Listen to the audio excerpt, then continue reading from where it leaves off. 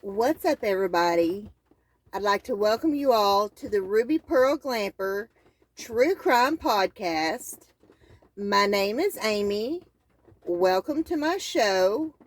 If this is your first time visiting and you love all things true crime, then please hit that subscribe button down below and hit the notification bell, and that'll let you know every time I upload a video.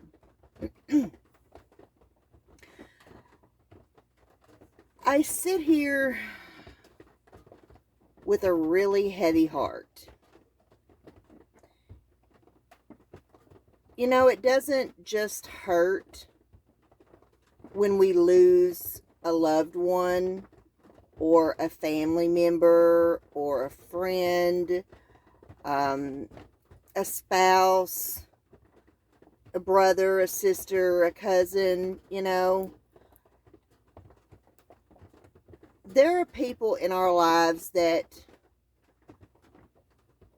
have a place in our story. They have a place in our history. And we may not necessarily know them personally, but we have watched them on television.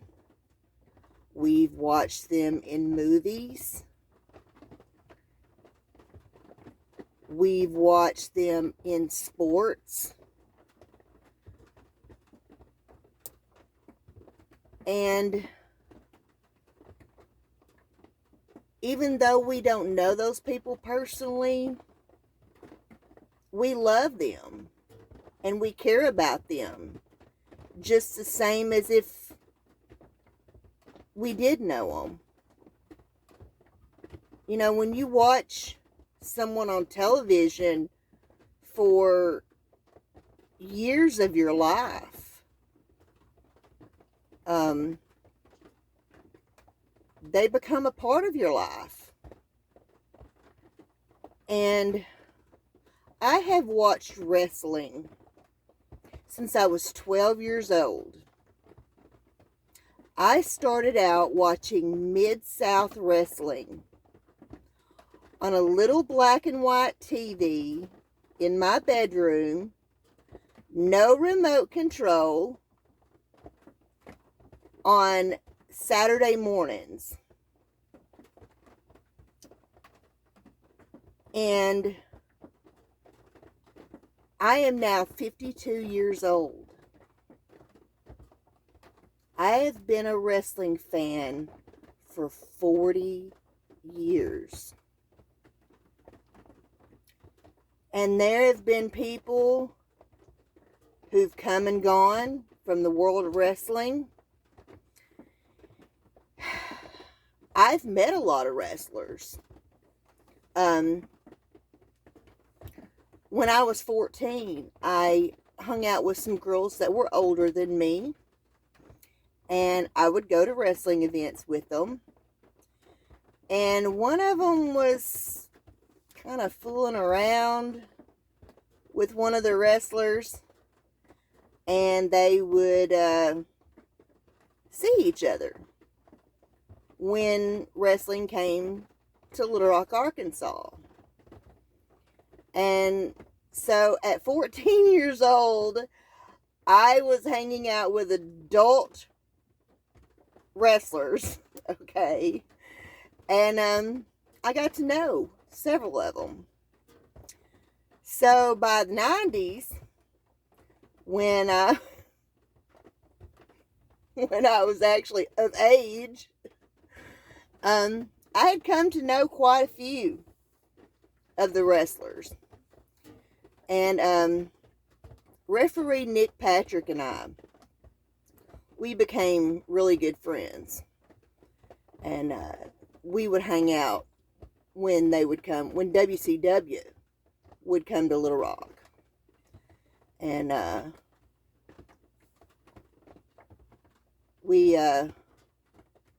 he told me, oh my God, so many funny stories. And You know, it's just,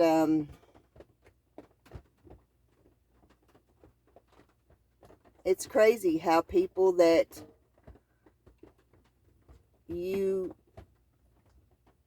don't even know, but yet they've been such a big part of your life.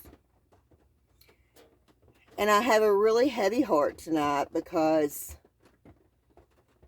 the wrestling world lost a legend today. Scott Hall, also known as Razor Ramon, passed away. He had been on life support. He was suffering from blood clots. And I'm a big Click fan and DX fan. So, Shawn Michaels, Triple H, Kevin Nash, Razor Ramon, and X-Pac are the shit to me, okay? I mean, those guys are the shit to me. And I've only had the opportunity to meet Shawn Michaels, unfortunately. I have not had the opportunity to meet Triple H or X-Pac or Razor Ramon or Kevin Nash. But the Clique lost one of its own. They lost Scott Hall. And, you know, my heart breaks for those guys. Because even though they're grown men, you know, and they're these big bad wrestlers, we think, they have feelings. And those guys are broken right now. Shawn Michaels, Triple H, and X-Pac have already, you know, paid their tributes, as well as Hulk Hogan. Scott Hall was, when he went to WCW, he became part of NWO. And so Hulk Hogan has also, you know, already spoke. But these guys are hurting, you know, and that hurts me. You know, they're two of the biggest moments in wrestling history involve the Clique. Okay? The curtain call at Madison Square Garden. It was Kevin Nash and Scott Hall's final night with WWE. And after the match, in the cage at Madison Square Garden, they all broke character and hugged. You know, they were already known in the back room, you know, as the Clique, as everybody called them. They were all best friends. But in the ring, you know, they would often face each other. And that never sat well with Vince McMahon at all. Of course, then one of the other most defining moments in wrestling history was with the Clique member Shawn Michaels and the Montreal Screwjob. Oh yes. Who could forget the Montreal Screwjob with Bret Hart and the Iron Man match? But anyway, I just want to, you know, send my love and prayers and thoughts out to Shawn Michaels, Sean Waltman, aka X-Pac, Kevin Nash, and Paul Levesque, aka Triple H, Hunter Hearst Helmsley, and the whole WWE family. We've lost a legend. But you know, it's always good to be the bad guy. Hey, yo! Rest in peace, Razor Ramon. We will miss you. So let's get to talking about the expose with Jose. Justin, over at Justice for All, interviewed Jose Ramon, who has been a much talked about figure in the Summer Wells case.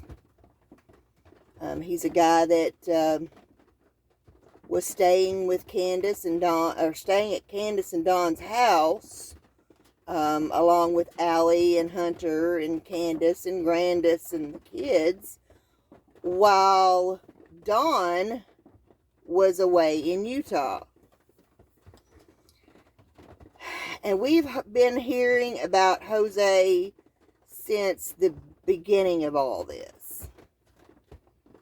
And he's even been, Don has even tried to put the blame on him, you know, as being a suspect in Summer's disappearance.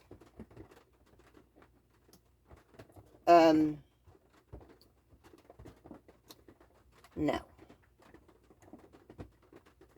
He is far from being a suspect. I told Lip Lock No More, Susan, that I was taking donations to rent a forklift to pick my jaw up off the floor after listening to that interview.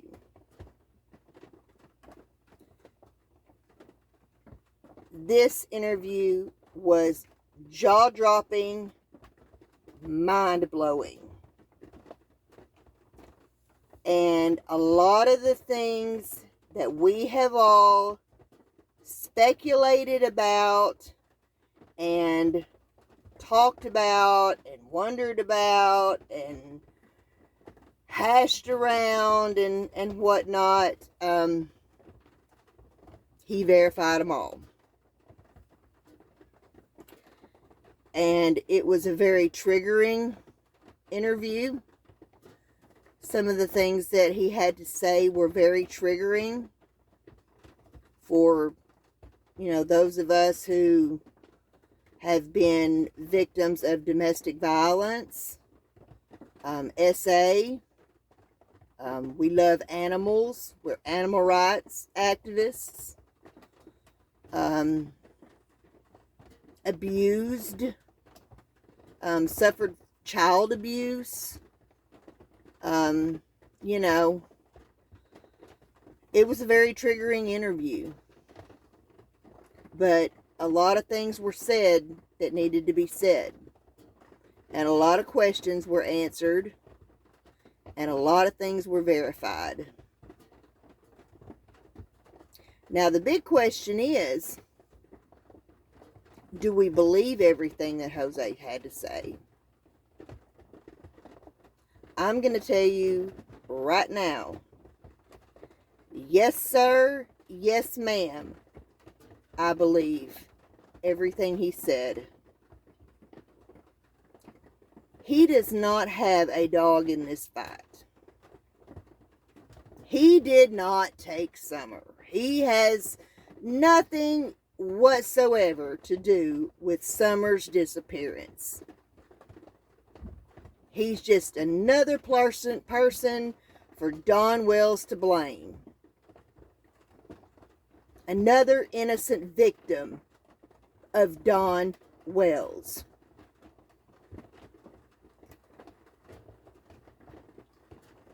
He was very authentic.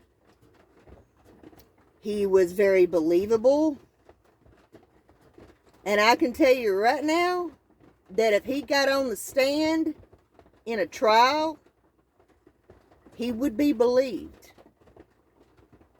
He has no reason to lie about anything or make anything up. He is a genuine, down-to-earth, honest guy. I've been around enough men. I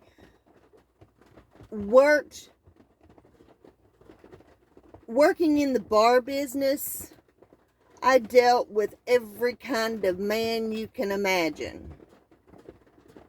And believe me, I worked, had to deal with a lot of pieces of shit. So I can recognize an authentic man when I hear or see one. And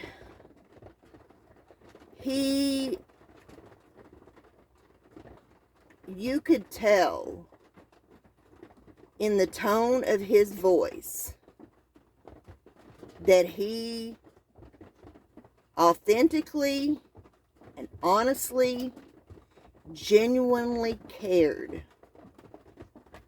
about Candace as a friend. There was nothing ever between them other than a friendship. But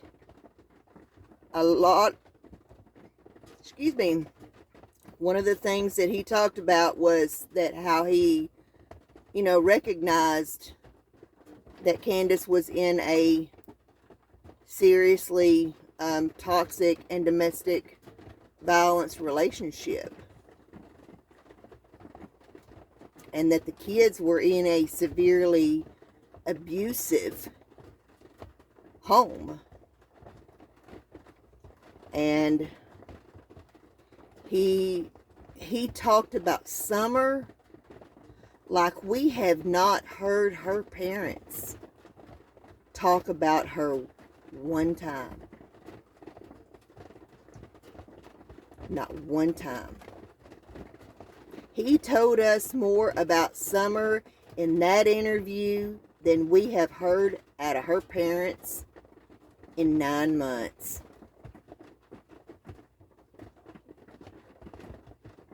He cared for those kids. And he cared for Candace. And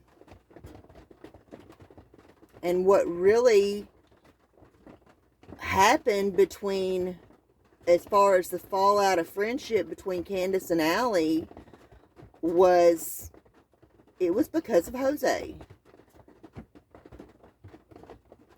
Allie apparently kind of liked him, and he did admit to them two getting drunk and getting it on and having a one-night stand, but that there was never anything more than a one-night stand between them.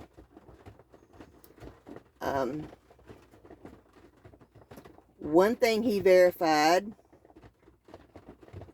was something that we have all danced around the bush about, and something on my lip. Danced around the bush about and contemplated about was there anything inappropriate between Hunter and Candace? Yes, there was. Yes, there was. And he also verified that on more than one occasion, Candace supplied Hunter with alcohol, cigarettes or vapes or whatever, which is highly inappropriate.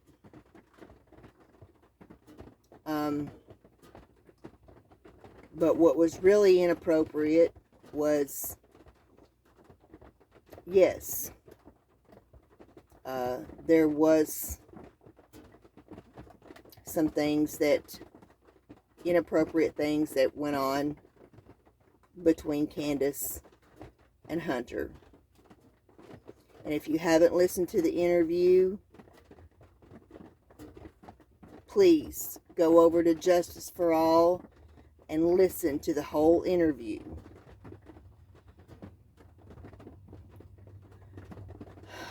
Another thing he verified was Don's inappropriate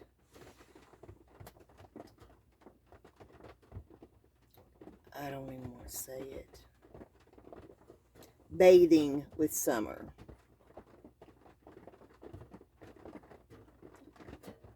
That yes, that was true. And he did not approve of it at all, and he did have something to say about it.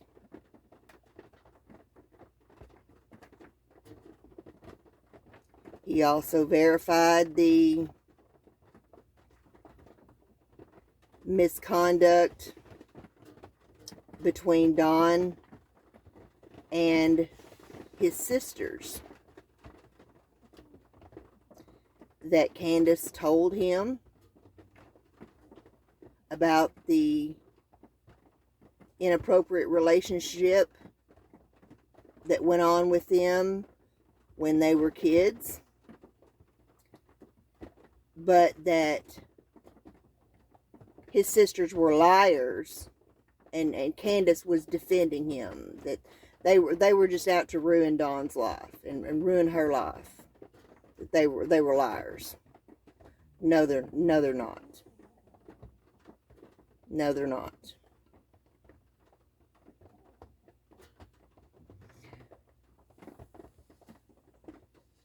He also highly disputes the abduction theory. Said that it would just be damn near impossible for someone to have come up on that property and took Summer without being seen or caught. And you know, I have not been to Tennessee. I have not been to 110 Ben Hill Road personally. But from the first time I looked at it on Google Earth, I knew that there was no way that someone walked up in there and took that child in a matter of minutes, if you believe what Candace says. Nor did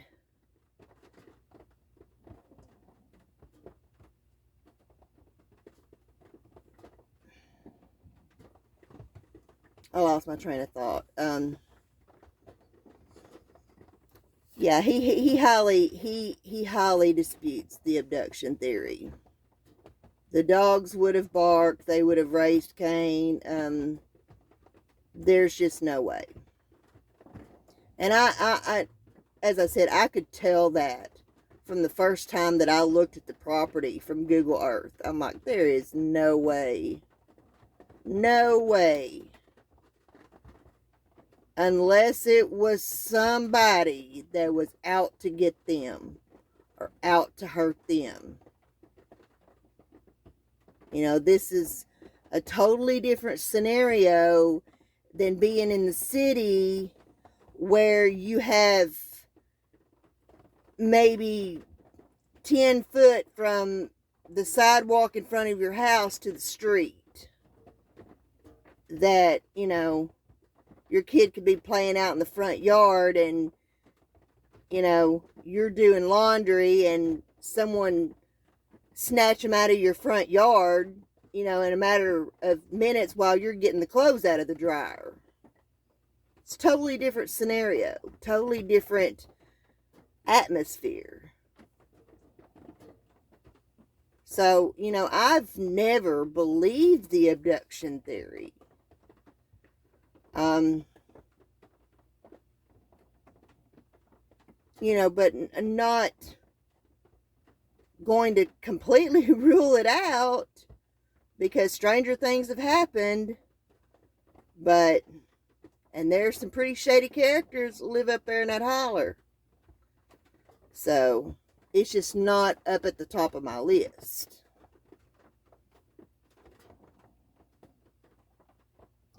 Could she have gone, could Summer have wandered down to the road and been picked up by someone? Yes, quite possibly.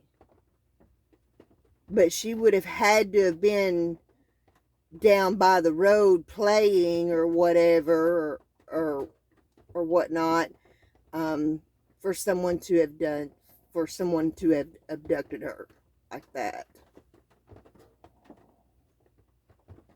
My dogs are snoring. Ellie Mae. She's laying here sacked out. You may be able to hear the, excuse me. You may be able to hear the rain outside in this video. It came another storm. I'm so sick of rain, I could scream. But anyway, one thing that he said was that when Candace took him to North Carolina, per se, she actually took him to South Carolina, to a woman's house that he had been,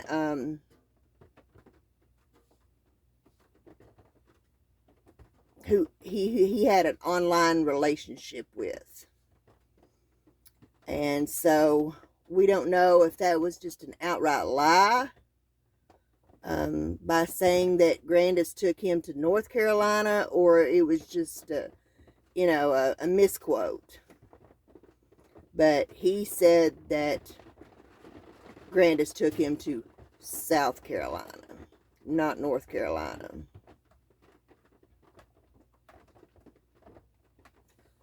Another thing that he verified was what a piece of shit, scum between your toes, monster that Donald Wells is.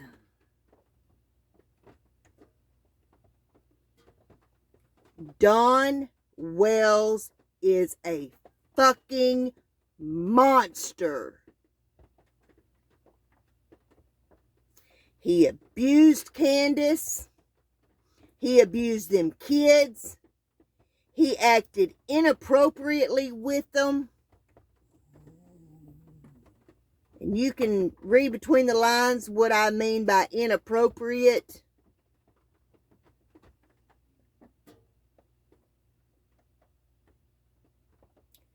He was a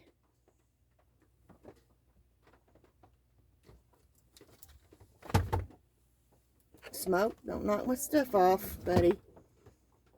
He was a piece of shit. And if Hawkins County knows what's good, they'll keep him in that fucking jail where he belongs.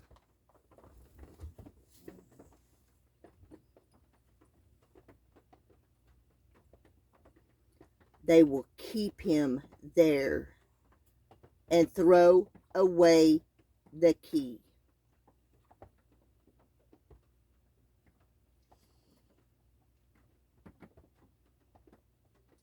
Hunter gave Summer a little kitten that she nurtured and she loved What do you want, buddy? Please get still, thank you. That she nurtured and loved like it was her little child.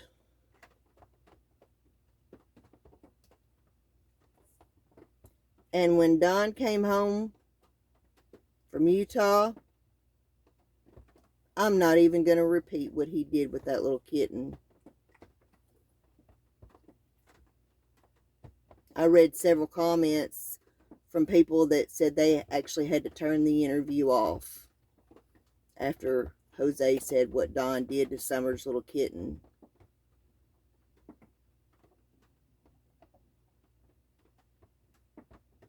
Fucking monster.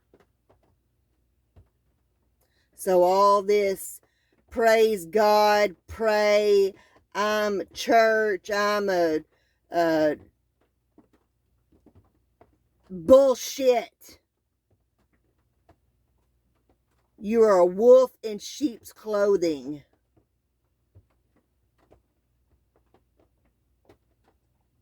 You are the spawn of Satan, Don Wells.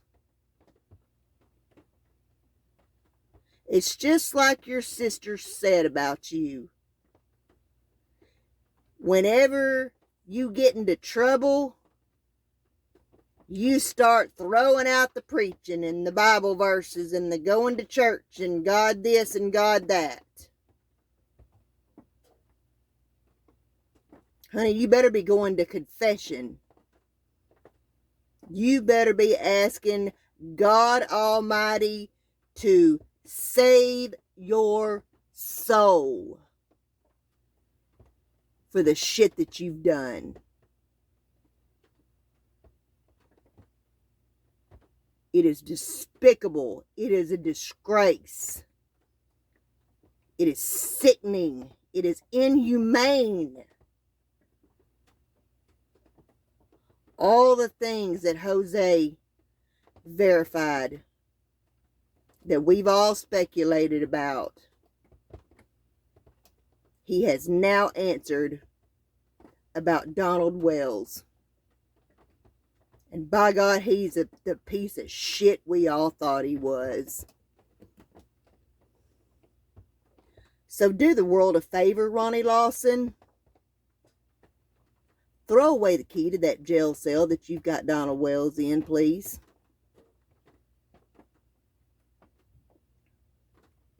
And clear out the cell next to him. Because he's going to have a next door neighbor. And that's his wife.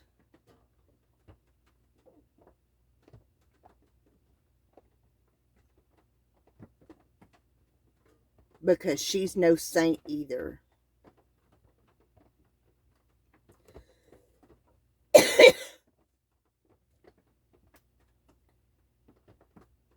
She's an SA abuser, just like Don. Allie, I hope you watched that interview. Andrew Hiltz, I hope you watched that interview. And I hope that you will both, as parents of hunters, take responsibility and file charges against Candace Bly Wells.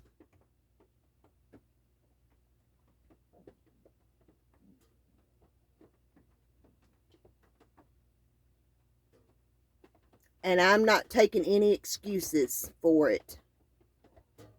I'm not going to excuse Candace's behavior just because she's been a victim of domestic violence or abuse or whatever.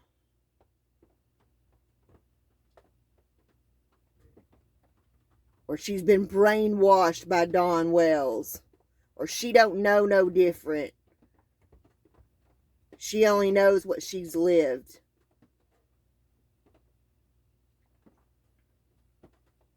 If she don't know that it's wrong to do what she did, then a judge will be happy to tell her.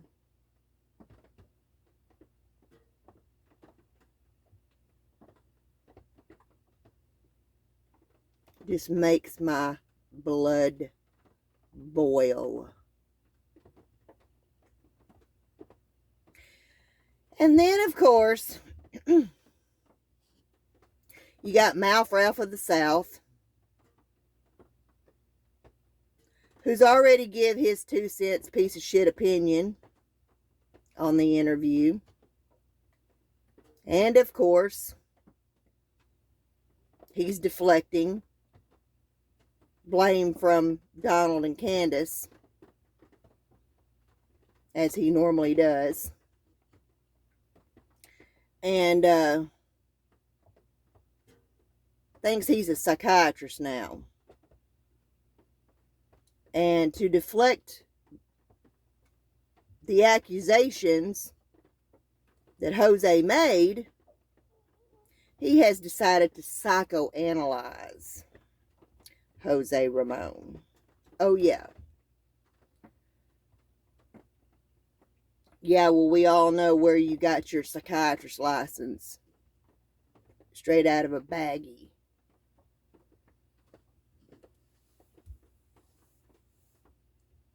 Instead of a Cracker Jack box, you got yours out of a baggie.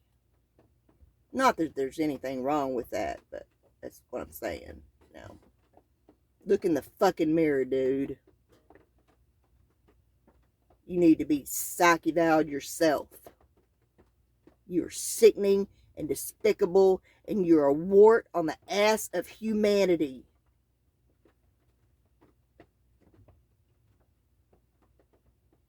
I tried to like you. I did. No.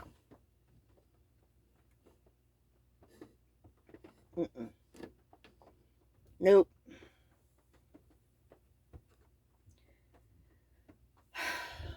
But anyway, yeah, he has psychoanalyzed Jose. So, his rebuttal is all these problems that Jose allegedly has, that he gained knowledge of from analyzing this whole interview between Justin and Jose. Yeah, he's mentally unstable. He's got mental health issues and blah, blah, blah, blah, blah, blah, blah.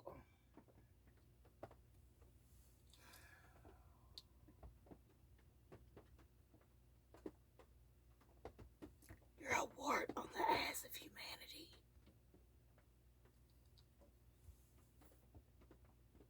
Shut the fuck up.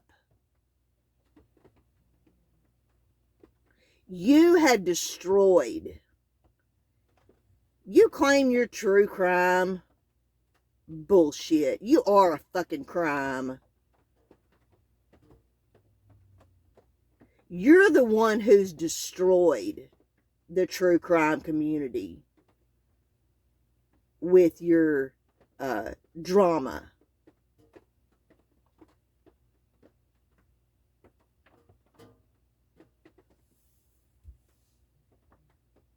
And it's sickening. It's plain sickening.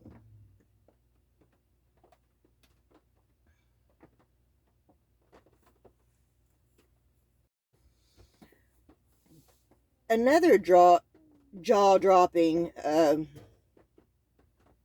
part of this interview was something else that we've all speculated about, that he verified. More of Don's deflection. You know how he has talked and talked and talked and talked about all the meth heads up there on Ben Hill Road, and all the meth dealing, and all the people they've had to run off from their property for looking to buy dope, and psychoanalyzing Dudley, and that he showed all the signs of someone being on meth. You know, he is so obsessed with talking about meth. Why? Because he's a meth head. Because he is a meth head himself. He's apparently gone off to Mexico. At least one time. If I remember correctly, I think he might have said that he even went a couple of times. Disappeared off to Mexico, went off down to Mexico, and was doing God knows what. And how one time they drug him out of a dope house over in a neighboring town in Tennessee. And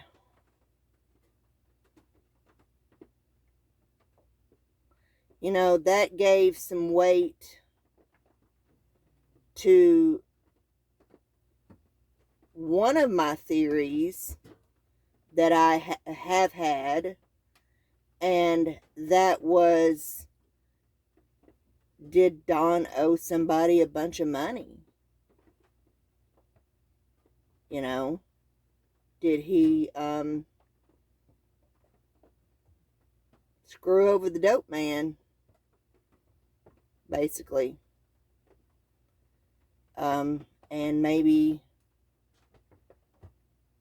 Summer was taken for those reasons. You know, and I don't know how, numerous times in drunken stupors, when he's been on the phone with people and stuff, he has claimed, I know where Summer's at. She's up in a motel room with a fucking meth head, and I know where she's at. She's dotted here and there, and all these places that involve a dope head that he's said she was at, or theorized that she was at. Now, I find that a little peculiar, don't you? And he's not just said this once. He's said it numerous times to people on the phone when he's been in these drunken stupors.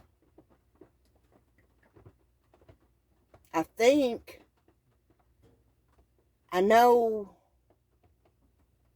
one of those times, I'm almost positive, was he was on the phone with Andra, Bullhorn Betty, when he made some of these outlandish statements. And maybe even Molly Golightly. I mean, I know he had a mouthful of shit to say to her in several different phone calls. So those are two of the main resources that I can think of off the top of my head, that he has made these outlandish statements about, I know where Summer's at. She's up in a hotel room with a dope head, you know, going through God knows what, and, you know, and things like that. Yeah, it's it really makes me wonder, you know, and And Hunter made that weird statement to Chris McDonough about him sneaking around looking at Candace's phone and seeing a text message that said it's done or whatever. You know, we don't know if he made that up or if it's true or what. I don't put really too much weight into it, but it is very peculiar to me that he said that. And it, you know, goes along with, you know, maybe they were threatened and they didn't pay up, and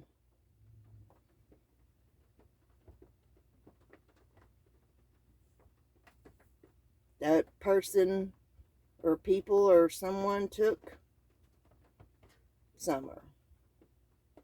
You know, I don't know.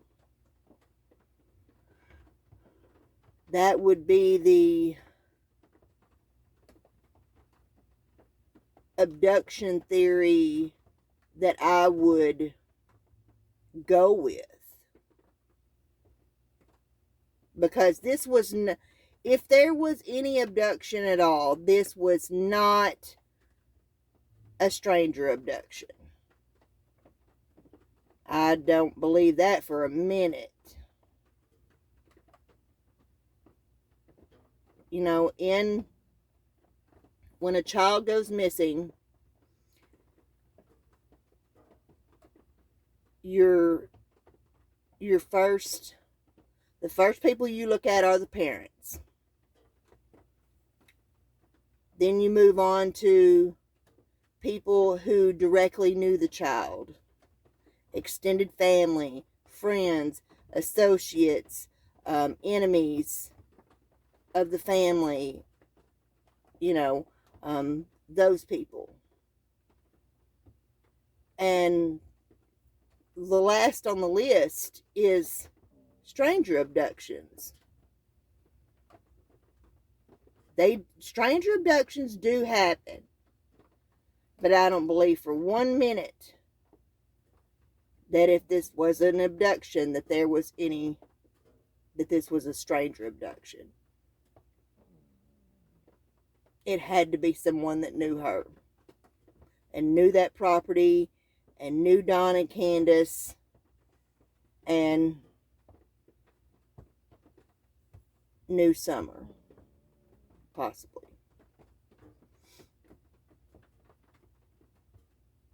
Because I know from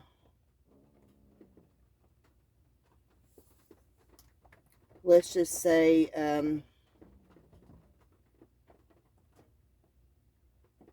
once upon a time experience that I don't even like to talk about regarding one of my exes. The lengths that the dope man will go to get their money back. Or the lengths that they will go to get revenge on someone that has fucked them over.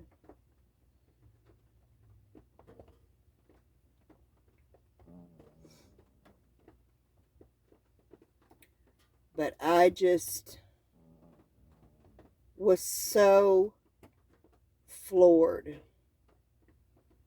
by this interview. And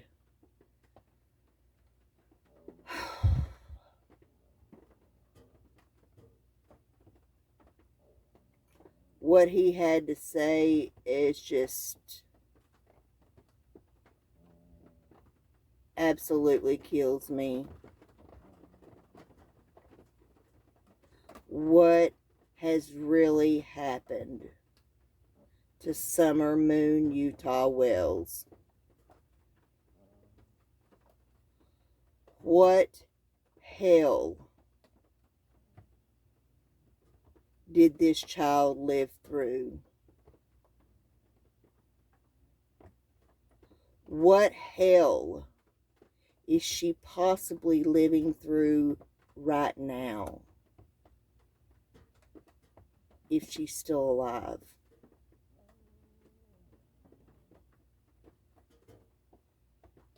Or what happened to her on June 15th, 2021? What happened to that sweet, innocent little girl?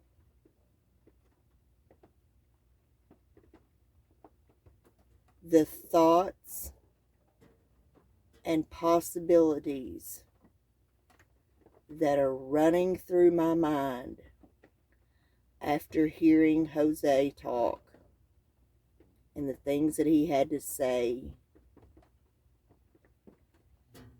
are unbearable. That's why I'm not in bed. I should be in bed. It's, I don't know, about 2 o'clock in the morning here in Arkansas.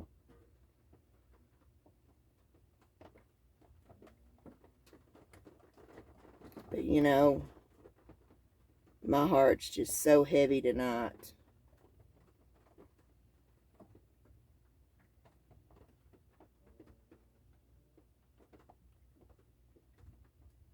And thinking about Summer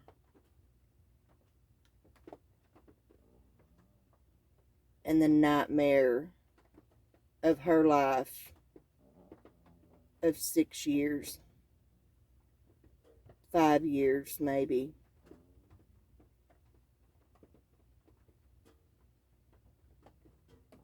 It's just,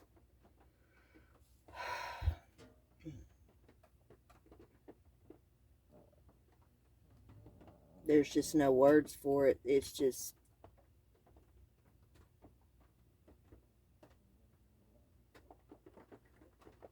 one of those things that you begin to turn to God about, but yet look to God in anger and say, why? Why do you allow this evil? You destroyed the earth once before because of its evil.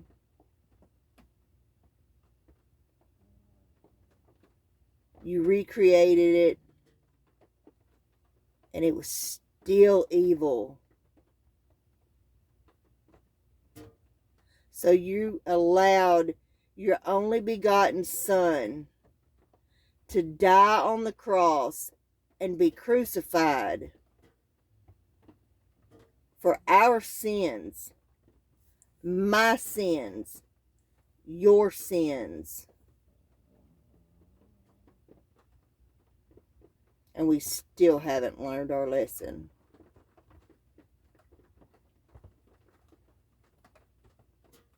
This world is still just evil to its core.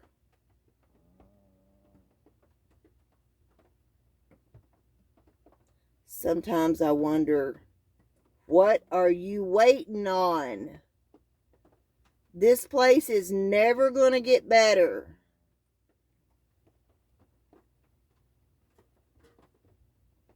You know, I've been talking for several years now about how in my 52 years of life, what I've seen and what I've witnessed and what I've been through and the evil that exists in this world. And it's only gotten worse. we are at a peak of evil right now, it seems like.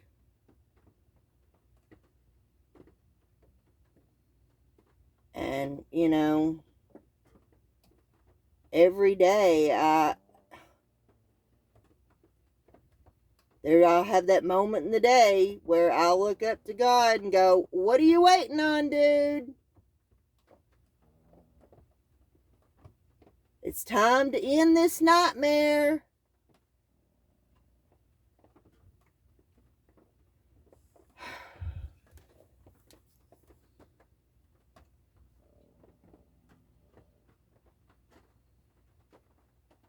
And, you know, I look around and I see the level of, I'm just going to go ahead and say it, the level of fucking stupidity in this world, and how easily people are brainwashed, and how dumb and naive they are.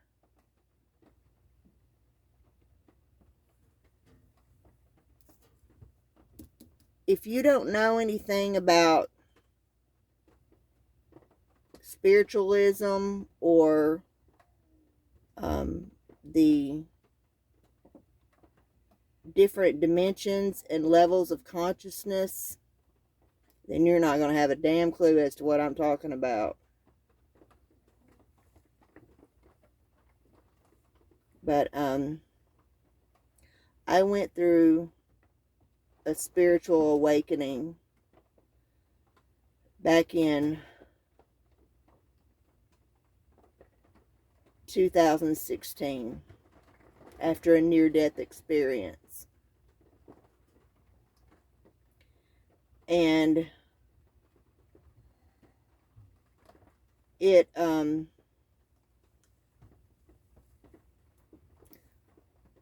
when I finally actually realized what was happening to me, and just as I was learning and understanding what was happening to me, I had another near-death experience. I had 2 near-death experiences in a matter of 1 year. And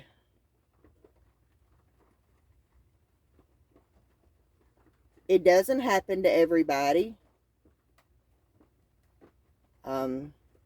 But those of you that know what I'm talking about, and or have experienced it yourself, or have gone through it, you know what I'm talking about.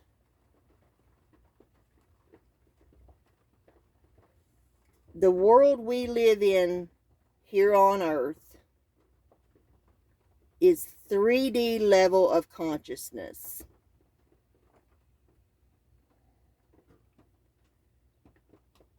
And how easily manipulated that level of consciousness is.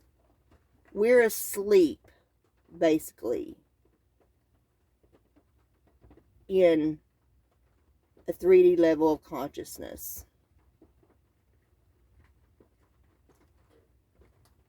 And when you start reaching higher levels of consciousness, you find yourself suddenly looking down at everybody else. And just like they say in show business, it's lonely at the top.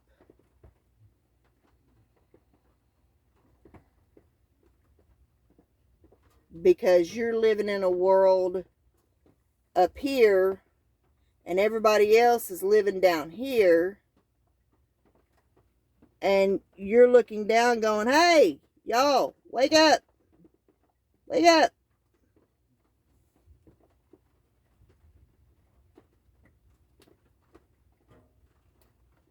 And it's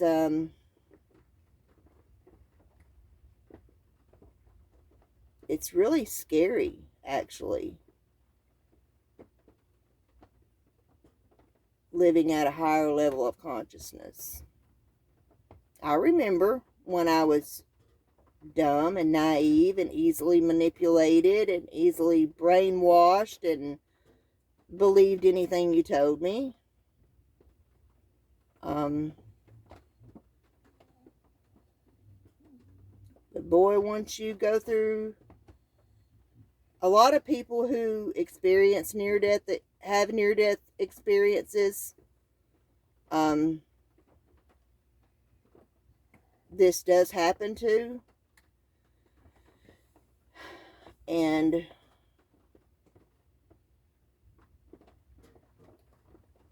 it's, that curtain gets pulled back. And just like in The Wizard of Oz, when they went to see the wizard, and they thought the wizard was this great, big, high, almighty wizard, when they looked behind that curtain,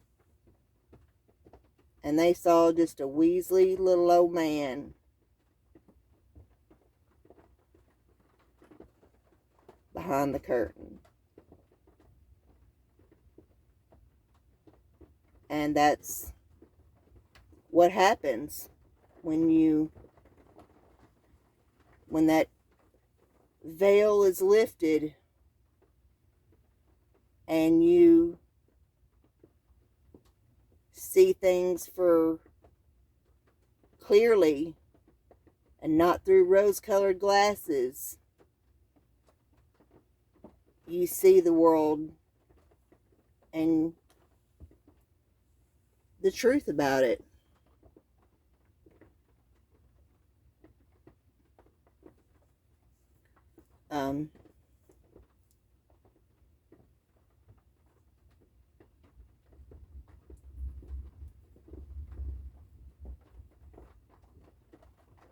And it's sad. It's very, very sad.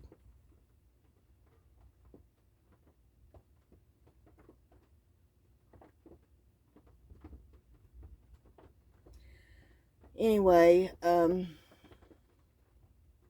as I said, please go over to Justin's channel at Justice for All and, excuse me,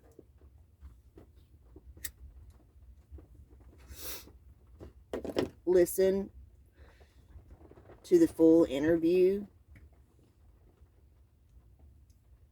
There are many things that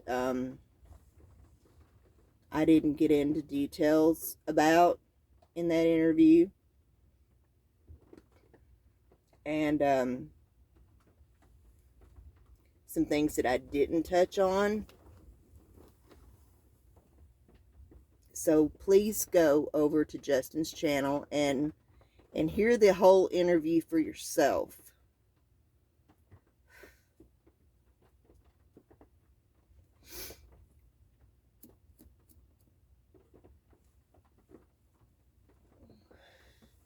Speaking of seeing things for what they truly are, I get it.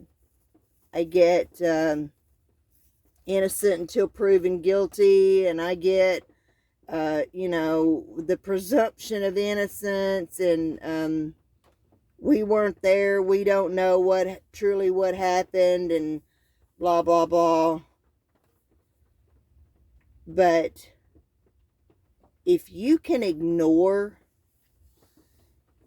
everything that was said in that interview and still support Don and Candace and send them money and, just worship the ground they walk on, then girl, bye. you are of the brainwashed that I'm talking about. And you need to wake the fuck up.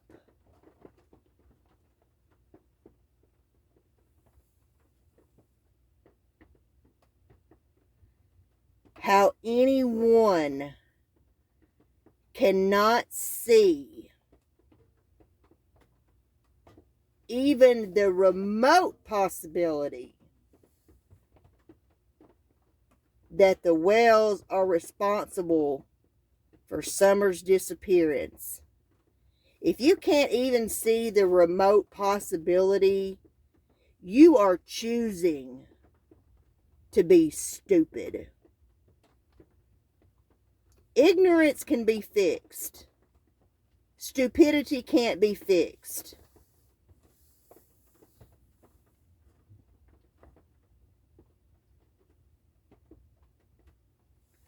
So, if you can ignore all that and still think they are just the greatest people on earth and you're going to throw your money at them and we love you and prayers and blah, blah, blah, blah, blah, go on with your bad self. But you are what's wrong with this damn world.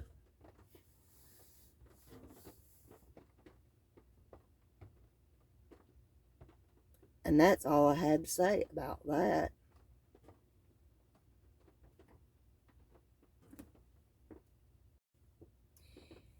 Anyway, that's all I really have to say for now. I just wanted to get some of the heaviness off my heart tonight and talk about, what was said in that interview and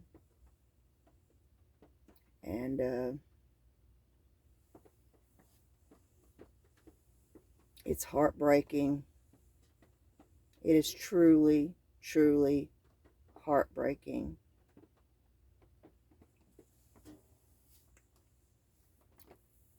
You all have a wonderful night.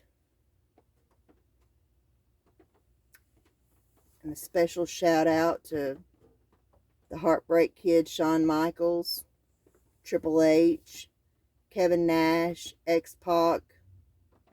I love you guys. My love and thoughts are with you as you've lost your brother, Scott Hall, aka Razor Ramon. And to all my fellow creators out there who are truly here for summer, and all you care about is Summer Moon Utah Wells. I know your heart's breaking just like mine.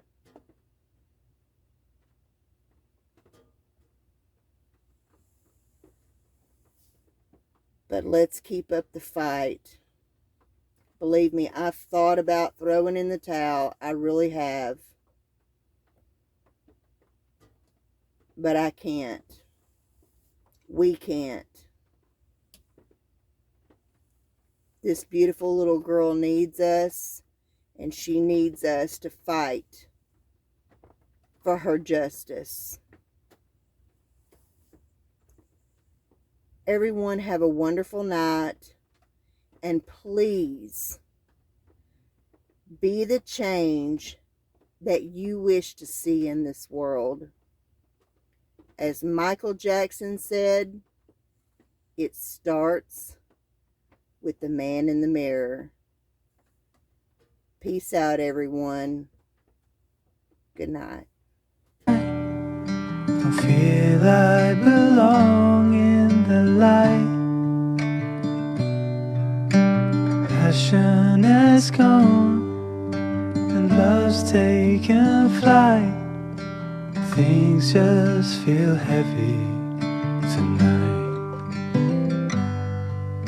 I'm tasting. Hey y'all, this is Ella May, reminding you to please go over on Spotify and Anchor and follow my Mimi's weekly podcast.